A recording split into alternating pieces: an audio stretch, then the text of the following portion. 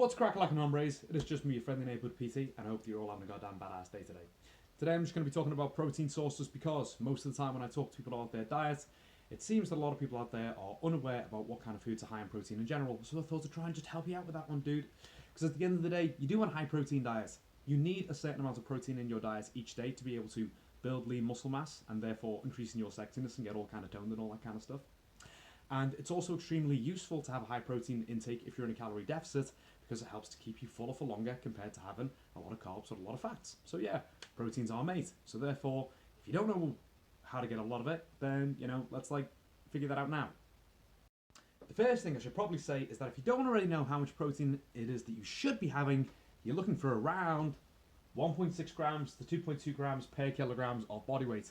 As a little example of that for you, if you were weighing 12 stone, you weigh about 76 kilos, which is about 120 to 170 grams of protein per day, which sounds like a lot at first if you don't know where to get it from. And just in case you've never had a high protein diet before, when you first get into that kind of thing, it can be a little bit challenging at first aiming for that much protein, so you might want to start off with a more modest goal of 1 gram per kilo, which is like 76 grams in this example individual, and then just increase by like 10, 15, 20 grams each week or something like that, something that works. So let's get some of the more obvious ones out of the way first. Meats. Meats are all high in protein, and that makes them pretty badass. Chicken breast, tuna, turkey, steak, lamb, ham, bassa, pretty much any other kind of meat that you can get out there. If it's cooked, then per 100 gram, it's going to yield about 25 to 35 grams of protein. And per 100 gram is only going to be something that's going to be like the size of like the palm of your hand if you've got Nathan-sized hands. Which means that if you were to go nuts and have like 200 grams of chicken inside one of your meals, which is not like, it's not all the chicken in the world, but it's a lot. You get like 50 to 60 grams of protein in that one go. Boom, that's a lot right there. Now some typical dairy type things. Now, I'm also aware, by the way, that I write like a 5-year-old, but like I'm reading it out anyway, so it doesn't really matter. So let's have a look at some of your typical dairy type products or what you might put in that kind of category. If we have a look at eggs, well, you get about 7 or 8 grams of protein per egg. Half the protein is in the yolk, half the protein is in the white. 0% Greek yogurt, usually about 7 to 10 grams of protein per 100 gram. So like this much yogurt. Skyr, about 10 to 12 grams per 100 gram. Cottage cheese, about 21 to 25 grams of protein per pot. Cheddar cheese is about 25 grams of protein per 100 gram. Not that I recommend that you do that because that'll be about like 500 calories as well going with that, but knock yourself out. And also, milk's like 3.5 grams per 100 ml as well. So, typical class, about 10 12 grams of protein. And how could I forget to write on my board? Whey protein, Jesus Christ. Whey protein is absolutely awesome. I always get asked about if having whey protein is good for your diet and how much of it is that you should have in your diet. I think if you're getting like 25 to 50 grams of protein from a whey protein supplement or any other kind of protein powder supplement out there, that's going to be super, super cool. But your average whey protein product will have about 70 to 80 grams of protein per 100 gram, and it's a really good source of protein. And it's convenient, and it'll taste really nice, and you can mix it in oats and make other smoothies and shakes and all that kind of stuff with it. So yeah, whey is awesome. Now, the other thing is, although I consider meat and dairy to basically be the king of protein sources, they're not the only source of protein, and I don't want to get bloody attacked by anyone. Like, obviously, you can get protein from other sources. Otherwise, we would not have some badass vegan athletes inside this world.